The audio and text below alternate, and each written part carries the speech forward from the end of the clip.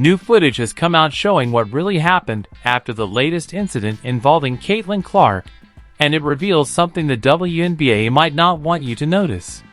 During the intense game between the Indiana Fever and the Connecticut Sun, Sophie Cunningham made it clear she was ready to protect Caitlin no matter what, showing a strong loyalty that went beyond just being teammates. The greatest thing I saw tonight was Sophie Cunningham. Thank you, Sophie Cunningham. She's about to give her the Stone Cold Stunner, bro. I'm gonna put it right here, bro.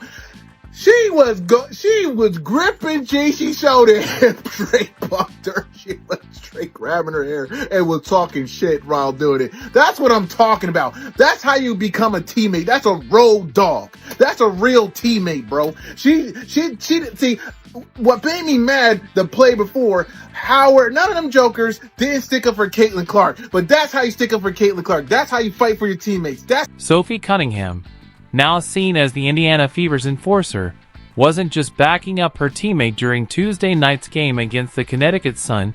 She had to be held back by coaches as she stepped in to defend Caitlin Clark from JC Sheldon, a player who's been trying to bother Clark since their college days. There's really people out here defending Marina Mabrey for Madden hit-sticking Caitlin Clark to the floor, saying that she's just protecting her teammate. For one, it involved Caitlin Clark and JC Sheldon. They had their little spiel before that. And then JC Sheldon scratches Clark in the face, then invades her space after that. Clark pushes her away because of that. And then Marina Mabrey comes get involved and Madden hit-sticks her to the floor, man. And y'all just like she was protecting her teammate. But then Sophie Cunningham is getting called vile and disgusting for dropping JC Sheldon to the floor and dragging her by the hair. So Sophie Cunningham can't stick up for her teammate, or else it's vile and disgusting. But Marina Mabrey could get involved in something that didn't involve her, and it's just she was protecting her teammate. The Caitlin Clark hate is so... Here's the truth the league doesn't want you to know. Caitlin Clark wasn't just fouled by accident during Tuesday's game. She was clearly targeted. She got poked in the eye, shoved to the ground, and treated more like a wrestler than a basketball player. And the referees?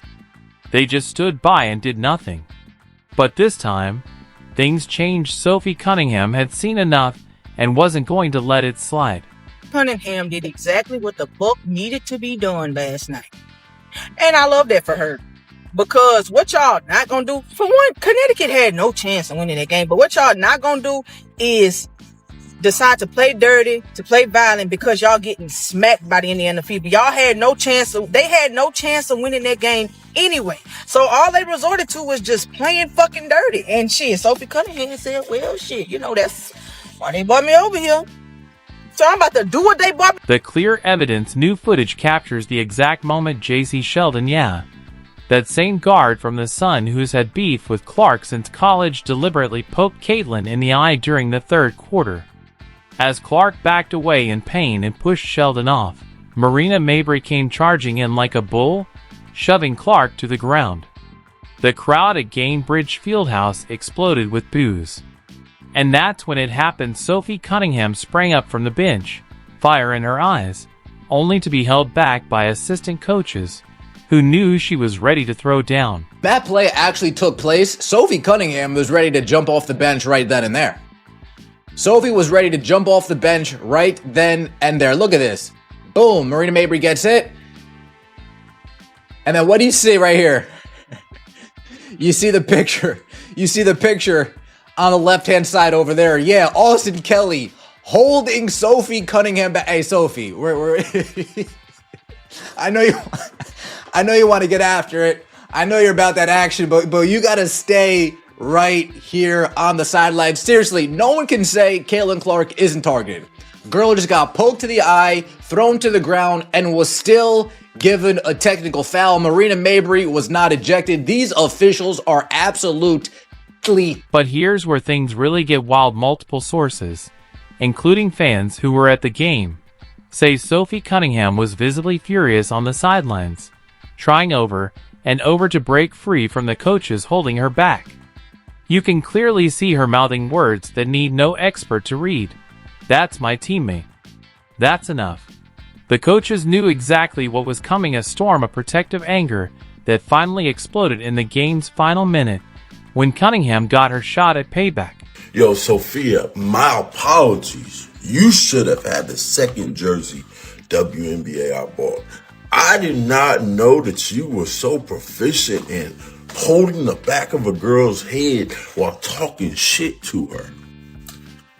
She defended Caitlin Clark from that flagrant foul, which they didn't call flagrant for some reason last night. And she had her titled up. And then the rest of the Don Imus crew came up and tried to, separate it and whatever. But let me just tell y'all this. Sophie Cunningham, thank you for defending Caitlin Clark. Somebody in the WNBA has to protect the brand, and it's not going to be the EBT members.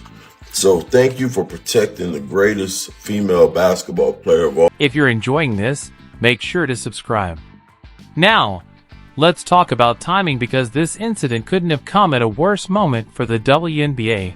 And honestly, they've earned every bit of the backlash. Let's look at the numbers, because unlike WNBA officials, numbers don't lie. Sophie Cunningham's jersey completely sold out on the league's website after she stood up for Caitlin Clark. That's not a coincidence. That's Indiana fans showing love to the one player brave enough to say, enough is enough when it comes to how the league treats its biggest star. In case you guys don't know yet, Sophie Cunningham's jersey, oh yeah, Fever fans spend that bread, folks. Sophie Cunningham's jersey, out of stock. Look at that, no size in stock. A small, a medium, a large, an extra large, a double XL. You're gonna have to get one custom made. Sophie Cunningham stands up for Caitlin Clark, and overnight, her jerseys are selling like hot. Stephen A. Smith and Monica McNutt hit the airwaves Wednesday morning with what might go down as one of the most tone-deaf takes in sports media history. Instead of calling out the obvious, repeated targeting of the league's biggest star, they actually suggested Caitlin Clark deserved the treatment because, get this, she talks trash.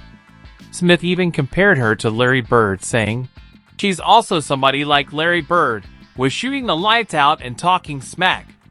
Caitlin Clark is that person too." Translation: Clark somehow to blame for getting physically attacked on national TV. The victim blaming was so clear, it was almost laughable if it weren't so disappointing. You see her, you see a little shove here and there, you see her throwing a little elbow here and there, you see her talking smack. Caitlin Clark does this. So, on top of the fact that she can play, because the girl's a shooter, and she's an assist maven as well, leading the league in assists and stuff like that. She's special, 4th in league MVP honors last year, Rookie of the Year. But she's also somebody, Doggy, you will appreciate this, kind of like Larry Bird was. When Larry Bird shooting the lights out and stuff like that, but Larry Bird... But let's talk about the real issue here, the officiating and the league's response, or lack of it. Indiana Fever head coach Stephanie White said it plain and simple: "I started talking to officials in the first quarter, and we knew this was going to happen. You knew this was going to happen. They've got to get control of it. They've got to be better." She wasn't just frustrated, she was exposing a pattern. This kind of physical targeting, especially toward Clark, has been happening all season, and the refs have consistently looked the other way. The message was clear: if the officials won't protect Caitlin Clark, her teammates will have to, and that's exactly what Sophie Cunningham did with under a minute left in the game, and the Fever up by 17.